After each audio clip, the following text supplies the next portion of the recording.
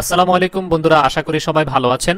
তো আজকে 15 মার্চ 2025 খ্রিস্টাব্দ তারিখে জনপ্রশাসন মন্ত্রণালয় একটি পত্র জারি করেছে।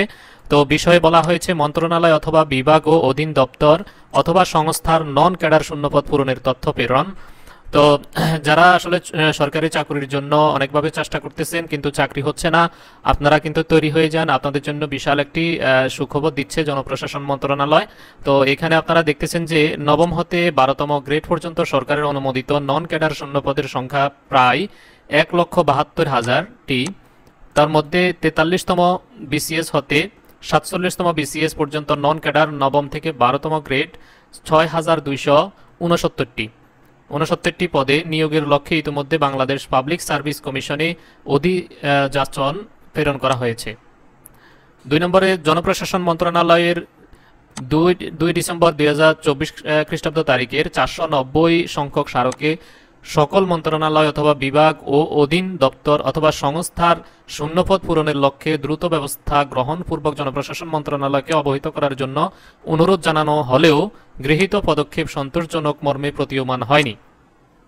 তো এখানে একটি বিষয় খুবই গুরুত্বপূর্ণ।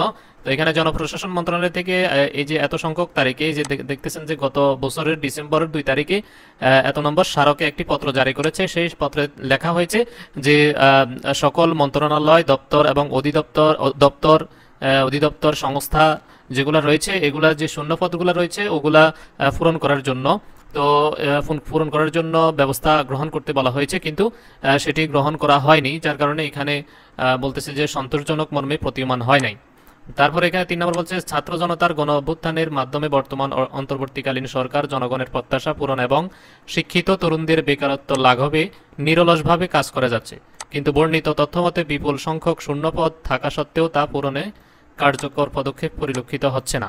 এমত অবস্থায় নিম্নবর্ণিত ছক মোতাবেক আগামী 7 কার্যদিবসের মধ্যে বাংলাদেশ ব্যাংক এবং সকল মন্ত্রণালয় অথবা বিভাগ অধীনস্থ দপ্তর অথবা সংস্থার নন ক্যাডার নবম হতে 12তম গ্রেড শূন্য পদসমূহের তথ্য ওয়ার্ড ফাইল সহ প্রেরণের জন্য অনুরোধ জানানো হলো। তো এখানে একটি ছক দিয়ে দিয়েছে।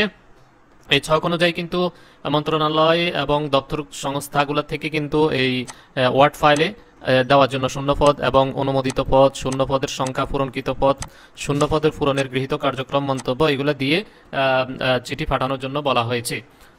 তো আপনারা যারা চাকরি প্রার্থী আপনাদের জন্য কিন্তু বিশাল একটি সুখবর। আপনারা যারা সরকারি চাকরির জন্য বিভিন্নভাবে প্রস্তুতি নিচ্ছেন, আপনারা প্রস্তুতি নিতে থাকুন এবং পরীক্ষার জন্য কিন্তু তৈরি থাকুন। পরীক্ষাগুলোর জন্য আপনাদের বিশেষ করে প্রথমে সার্কুলার হবে, সার্কুলারগুলো আপনারা আবেদন করলে তারপরে পরীক্ষা হবে।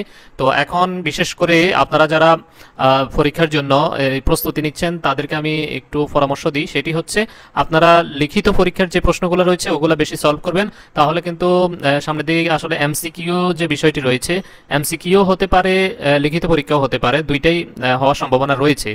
তো শুধু এমসিকিউ পড়লেই হবে না, আপনাদেরকে এমসিকিউ এবং লিখিত দুইটার প্রিপারেশন আপনাদেরকে অবশ্যই নিতে হবে যদি আপনারা চাকরি পেতে চান। আর যারা ডিসি অফিসগুলোতে পরীক্ষা দিবেন তারা কোনোভাবে এমসিকিউর প্র্যাকটিস করবেন না। ডিসি অফিসগুলোতে সব সময় লিখিত পরীক্ষা হয়। তো আশা করি আমি যে কথাগুলো বলেছি এগুলো আপনাদের জন্য অনেক উপকারে আসবে। তো আমার এই ভিডিওটি আপনারা যদি ইউটিউবে আমার এই ভিডিওটি পেয়ে থাকেন তাহলে সাবস্ক্রাইব করবেন, আর যদি ফেসবুকে পেয়ে থাকেন তাহলে আমার এই ভিডিওটি শেয়ার করে দিবেন। আসসালামু আলাইকুম।